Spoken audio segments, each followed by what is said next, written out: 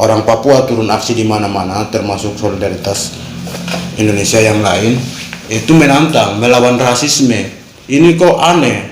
Negara kok menghukum belasan tahun kepada orang yang melawan rasisme, sementara pelaku rasisme itu justru dilindungi.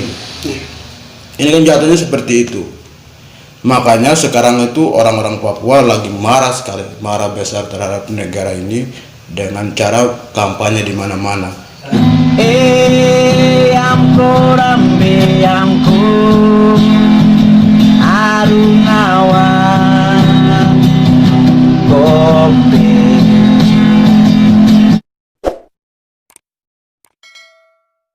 Oke, assalamualaikum warahmatullahi wabarakatuh. Selamat sore, salam sejahtera untuk kita semua. Nah, kali ini kita lagi di pojok inspirasi di salah satu markas teman-teman Papua. Saya ingin berdiskusi dengan teman-teman Papua yang belakangan ini lagi viral dengan isu-isu rasisme. Saya ingin menanyakan langsung dari teman-teman Papua terkait tanggapan mereka. Nah, kebetulan teman-teman Papua juga sudah ada di sini. Kita langsung saja panggil mereka berdua. Boleh langsung ambil tempat duduk aja biar tidak lama gitu. Sebelum itu saya mau perkenalkan dulu, atau dari masing-masing aja perkenalan. Oke. Sudah saya pegang ini. Terima kasih. Salam sejahtera untuk kita semua. Assalamualaikum warahmatullahi wabarakatuh. Nama saya Cuan. Saya tinggal di Tangerang. Oke, terima kasih banyak atas shalom saudara-saudari. Assalamualaikum warahmatullahi wabarakatuh. Perkenalkan, nama saya Alius Haluk. Saya tinggal di Jakarta Timur. Mumpung sudah ada teman-teman dari Papua, ada Cuan dan Bang Ali, saya ingin langsung nanya aja gitu. Belakangan ini kan muncul isu yang lagi ramai itu di gebrakan sama teman-teman dari masyarakat sipil, pegiat-pegiat human right gitu, demokrasi, soal Papua Land Mother. Nah, itu sebenarnya apa sih dari gerakan ini? Bisa ceritakan nggak maksud dan tujuan dari gerakan Papua Lives Matter ini? Untuk mungkin teman-teman yang belum tahu agar bisa tahu gitu. Dari siapa duluan? Iya, jadi gerakan Black Lives Matter ini kan muncul ketika ada salah satu orang warga kulit hitam di Amerika meninggal akibat itu dikecam lehernya oleh anggota kepolisian Amerika toh. Kemudian gerakan Lives Matter, solidaritas keadilan itu muncul di berbagai negara, termasuk di Indonesia. Nah, ini kan soal rasis. Jadi sebenarnya itu kemudian isunya digiring ke rasisme begitu, rasis. Jadi kejadian di Amerika itu sebenarnya mungkin kalau saya pribadi melihatnya itu motif dari dibalik dari ini itu sebenarnya persoalannya tapi kemudian karena korbannya itu dari warga kulit hitam, kemudian video yang direkam oleh warga pada saat kejadian itu tersebar kemana-mana, sudah muncullah rasis begitu, dan semua orang banyak sekali dari mana-mana gelombang aksi dilakukan bahkan di berbagai negara termasuk di Indonesia. Nah, di Indonesia sendiri persoalan, jadi akhirnya masalah itu menjadi masalah rasisme seperti itu. Korban yang Floyd itu kemudian jadi persoalan rasisme yang dimana memang warga kulit hitam di Amerika itu dari sejak dulu masih mendapatkan diskriminasi terus rasialis seperti itu, masih sangat kental kan. Kemudian ketika itu terjadi banyak digiringnya ke isu rasisme seperti itu. Akhirnya di berbagai negara kayak di Australia, terus di ini di berbagai negara termasuk Italia, Inggris dan lain sebagainya menyuarakan soal itu. Orang Papua juga orang kulit hitam juga ingin hidup. Itu kan kalau diartikan dalam bahasa Indonesia kan itu. Itu gerakan itu kemudian menyebar kemana-mana ke berbagai negara. Kemudian datang masuk Indonesia. Di Indonesia sendiri juga punya kasus rasisme yang sama. Itu kejadiannya kan tidak lama, baru kemarin. Tapi kalau kita berbicara rasisme Indonesia itu, ini kan kalau kita bicara soal rasisme ini kan bicara soal cara pandang. Jadi Maksudnya gimana tuh cara pandang? Cara pandang mindset orang yang memiliki kulit putih, berwajah terang, itu menganggap diri sebagai orang yang sempurna lah dalam bahasa sederhananya. Lalu kemudian menganggap kelompok yang lain yang warna kulitnya gelap atau hitam itu rendah. Kemudian itu. Jadi rasisme ini puncak, kalau untuk bicara di Indonesia, kalau puncaknya itu kemarin itu yang 2019. Nah, kalau sehari-hari soal pandangan orang-orang Indonesia atau orang-orang Indonesia yang notabene-nya yang pada umumnya punya warna kulit cerah putih, memandang kita orang timur secara umum gelap itu dari ini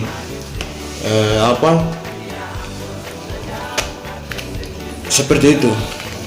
Jadi kalau kita bicara rasisme yang kita alami warga kulit hitam khususnya Indonesia Timur, terkhusus untuk Papua, itu kalau mau dibilang itu memang setiap hari ketika kita naik, misalnya salah satu contoh kecil, kita naik angkot itu orang menghindar, ini belum mandi, ini segala macam. Terus kita mau cari kos-kosan di mana-mana, misalnya di Jakarta atau di setiap tempat anak-anak Papua mereka belajar, itu kita kesulitan karena pandangan orang-orang kulit putih ini sudah terlanjur menjustifikasi kita itu dengan hal-hal yang buruk seperti itu. Kalau berkulit hitam atau berkulit gelap berarti dia cenderung dengan kejahatan atau cenderung dengan bau jorok kayak begitu. Jadi itu pandangan, kalau bicara rasisme itu menurut saya itu bicara cara pandang orang, sehingga kita punya ruang gerak segala macam dimanapun kita berada itu selalu ini. Terus ya itu kalau pandangan saya menurut berkaitan dengan rasisme. Kalau menurut Bang gimana tuh soal Papua Lives Matter itu? Terima kasih. Kalau menurut saya memang tidak beda jauh apa yang disampaikan oleh saudara saya. Sebenarnya itu kan soal rasis itu sangat sensitif sekali. Jadi walaupun dilakukan di Indonesia atau dimanapun negara, soal rasis itu tentu akan merasa, semua orang kulit hitam itu akan merasa bahwa itu menunjukkan kepada saya seperti itu. Nah seperti itu kan yang di Amerika yang kemarin itu kan, itu setelah di Indonesia yang beberapa waktu lalu, bulan lalu itu di Surabaya, kemudian sampai terjadi ini kericuan besar-besaran di seluruh Indonesia itu kan. Itu juga sudah kami melihat di media itu banyak di semua negara kan bicara soal rasisme walaupun terjadi di Indonesia. Menurut saya yang paling penting itu bisakah tidak gitu, maksudnya masing-masing itu diberikan itu kesadaran orang juga. Ini kan memang seperti ini, kenapa harus ada pihak lain itu ada ujaran-ujaran itu.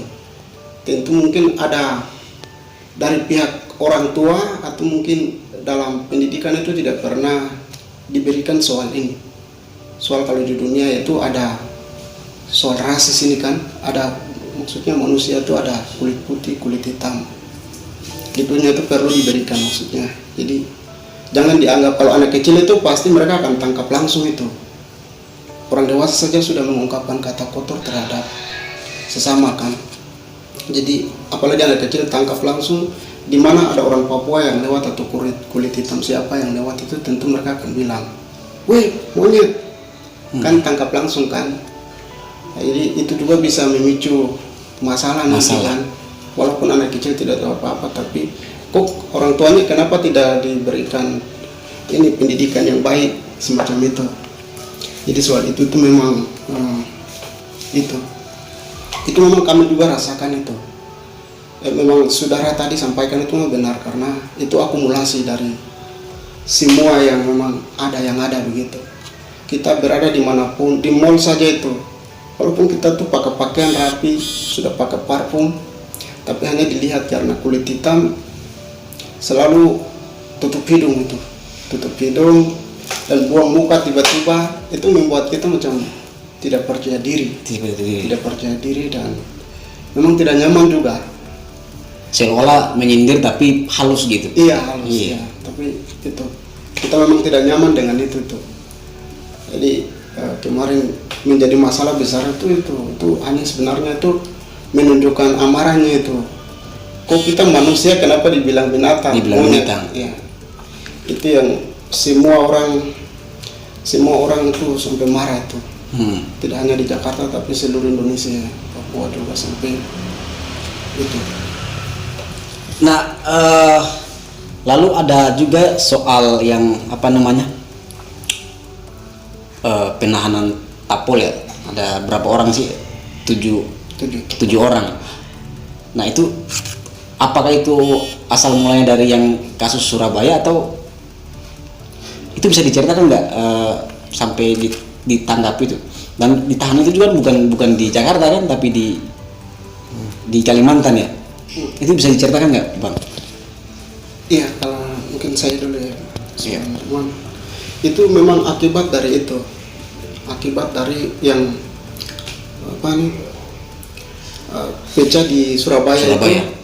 Terus karena kita itu menunjukkan amarah tanggal 29 Agustus kalau tidak salah itu di Jakarta itu. Semua mobilisasi massa, lalu kita aksi di sana. Aksi terus hari berikutnya tanggal 30 dan selanjutnya itu di Papua semua sudah, beberapa daerah itu semua mereka juga aksi soal rasisme kemarin itu. Nah, itu sebenarnya akibat dari itu. Sampai kita setelah aksi tanggal 29 itu hari besoknya itu malah polisi itu dikawal. Kita kira sudah memang merasa aman lah. Jadi tidak ada apa-apa bahaya dari pihak aparat keamanan nanti akan ditangkap ketika kita menyuarakan ini gitu kan. Jadi besoknya tiba-tiba ada teman-teman kami yang ditangkap di sini di Jakarta itu. Pertama ditangkap itu Isai sama Dano sama itu Charles Kusai. Mereka sebentar di rumah, pas lagi diskusi minum kopi, polisi datang dengan berpakaian prima langsung ditangkap itu. Itu yang informasi kemarin sudah beredar. Iya, betul.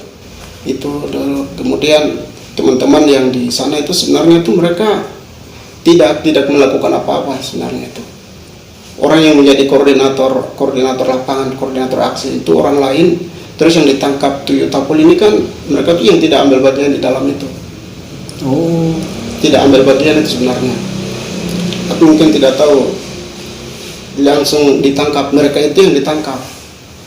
Jadi langsung ditangkapnya di Papua.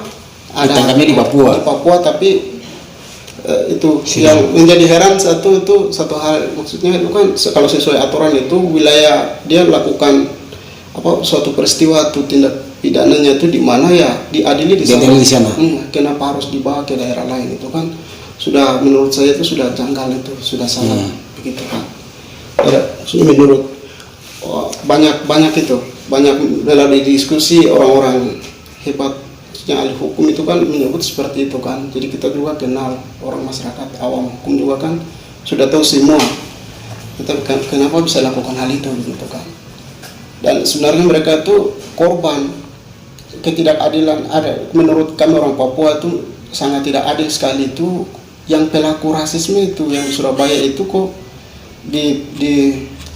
dikena pasal itu apa yang sangat ringan. Yang sangat ringan. Jadi 7 bulan. penjarakan 7 bulan, terus teman-teman yang di Tapol Kalimantan ini 7 tahun. 7 tahun. Iya, 17 tahun kan? 17, iya 17 tahun, ada 15 tahun kan?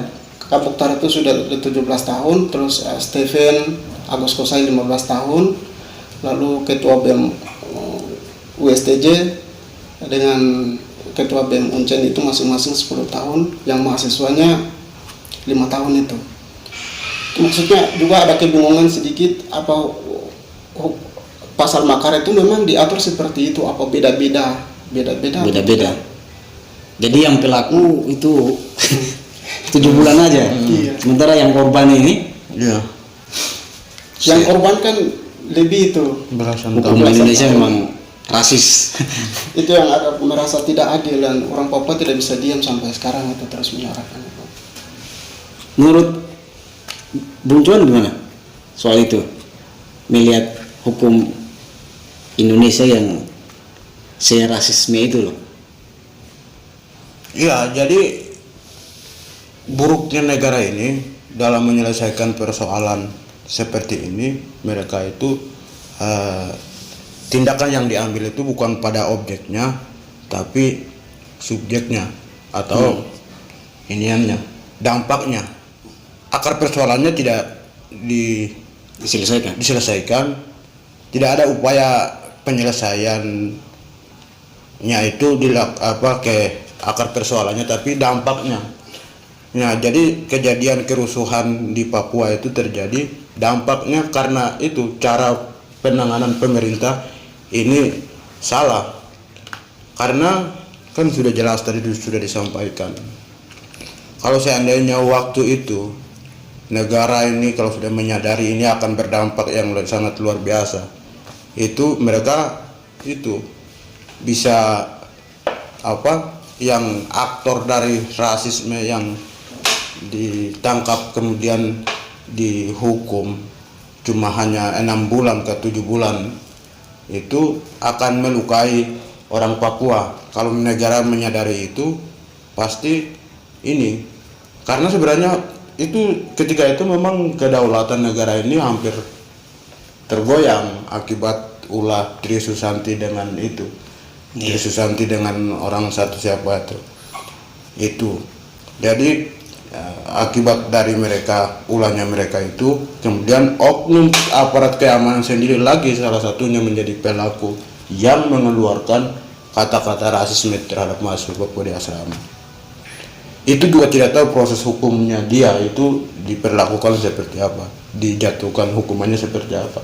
Yang saya dengar informasi waktu itu dia hanya diskor dari keanggotaannya, anggota militernya.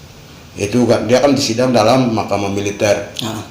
Jadi cuma hanya diskor, tidak tahu dipecat langsung atau tidak. Itu harusnya keinginan kita rakyat Indonesia itu hukum itu memang harus betul-betul adil tanpa pandang bulu. Begitu. Tapi ini yang menjadi pelaku ini cuma diskor dari jabatannya, orang yang dari pihak anggota keamanan ini cuma diskor beberapa bulan saja. Terus yang salah satunya ini Tri Susanti, terus yang satunya lagi itu cuma diskor dijatuhkan hukuman 6 bulan 7 bulan penjara. Sementara orang Papua yang memprotes rasisme itu, orang Papua turun aksi di mana-mana, itu kan tuntutan mereka itu satu, tidak boleh adanya rasisme di Indonesia. Indonesia ini sudah jelas salah satu negara yang multi etnis kultur, begitu kan, Bhinneka Tunggal Ika. Nah, tujuan daripada orang Papua turun aksi di mana-mana, termasuk solidaritas Indonesia yang lain, itu menantang, melawan rasisme. Ini kok aneh, negara kok menghukum belasan tahun kepada orang yang melawan rasisme, sementara pelaku rasisme itu justru dilindungi. Ini kan jatuhnya seperti itu. Makanya sekarang itu orang-orang Papua lagi marah sekali, marah besar terhadap negara ini dengan cara kampanye di mana-mana. Hukum harus adil, pelaku rasisme harus ini korban kok malah dihukum sebaliknya lebih banyak daripada pelaku. Itu kampanye di mana-mana seperti itu. Mukhtar Tabuni ada 7 orang yang di Kalimantan itu dijatuhkan hukuman Mukhtar Tabuni itu, apalagi Mukhtar terus Agus Kosain terus itu sama sekali mereka tidak terlibat dalam aksi, bahkan orasi sekalipun tidak pernah. Mereka kan ditangkap di Papua, terus pada saat mau proses sidang mau diadilinya itu dipindahkan dengan alasan kepentingan keamanan. Nah tapi kan itu ya itu kalau dilihat dari ini tuh salah satunya satu sisinya itu menyalahi aturan lah, itu mengorbankan banyak pihak juga. Kemudian yang menjadi aneh itu orang-orang kayak Mukhtar Tabuni ini sama sekali tidak ada sangkut pautnya dengan aksi besar-besaran kemarin tahun 2020 di Papua itu. Dia penanggung jawab juga tidak, orasi juga tidak, tanda tangan juga tidak. Dalam kesaksian pada saat sidang mereka kemarin itu kita bisa lihatlah beritanya. Kok negara mau nangkap dia dalam hal apa? Ini yang sangat disingkungkan sekali bagi kita orang Papua seperti itu. Bahwa kalau kami di negara ini hukum itu tidak berlaku adil bagi kami orang Papua. Seperti itu kami memandangnya. Nah, kalau seperti itu, apa yang teman-teman Papua akan buat untuk kayak tadi bahasa tadi hukum tidak adil untuk orang-orang Papua itu? Apa yang akan dilakukan oleh teman-teman Papua? Yang bisa kita lakukan ya menurut saya kita harus terus bersuara, terus menyampaikan aspirasi, karena ini negara demokrasi. Penyampaian aspirasi itu dijamin dalam undang-undang. Tidak boleh ada pembatasan, tidak boleh ada lain-lain begitu. Nah, yang bisa kita lakukan selama posisi kita dijamin oleh undang-undang itu, kita akan terus melawan, terus menyampaikan, bersuara bahwa hukum itu harus betul-betul adil kepada setiap golongan seperti itu. Tidak hanya tajam ke rakyat kecil terus tumbal ke atas ke orang bilang seperti itu.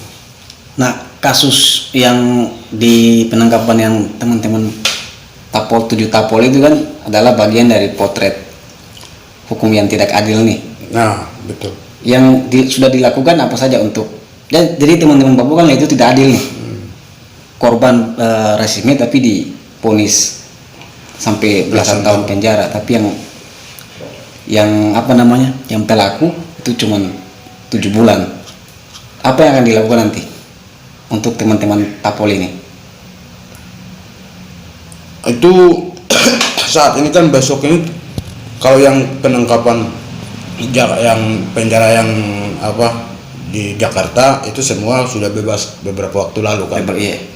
Sudah bebas 9 tahun, ada yang divonis 9 tahun 9 bulan, terus ada yang 8 bulan. Nah, sementara yang di Jakarta putusannya ini besok tanggal 17 kalau tidak salah. Nah, jadi yang bisa kita lakukan sekarang itu kita membangun kampanye ke semua orang bahwa posisi mereka itu tidak salah. Mereka adalah korban rasis yang kemudian dikorbankan lagi oleh hukum yang tidak benar ini, hukum negara yang tidak benar ini. Dijatuhi vonis 17 tahun, 15 tahun, 10 tahun, 5 tahun. Itu. Jadi fokus kita sekarang ini kita membangun solidaritas ke semua orang rakyat Indonesia yang anti dengan rasisme, mendukung mereka untuk bersuara kepada menyampaikan aspirasi ke negara supaya besok pada saat pengambilan keputusan itu betul-betul memang harus dipertimbangkan. Karena ini kalau besok seandainya betul dijatuhkan hukumannya itu sesuai dengan tuntutan JPU itu bisa orang Papua besok bisa ramai lagi.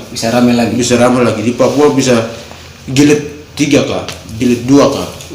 Aksi besar-besaran kayak 2019 kemarin itu bisa terjadi karena ini lagi ramai sekali. Terus itu menurut saya. Kalau menurut Bang gimana tuh?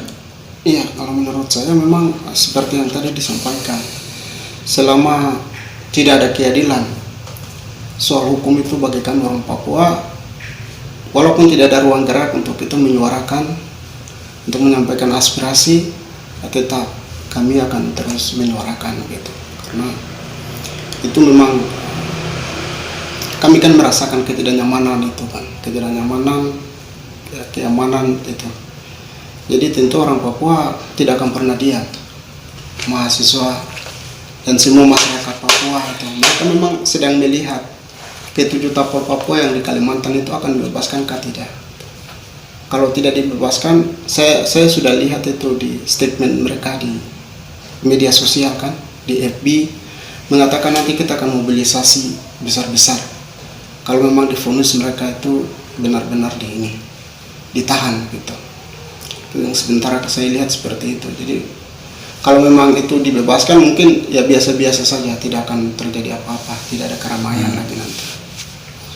Mungkin seperti itu. Ada tambahan lagi nggak? Apa closing statement lah?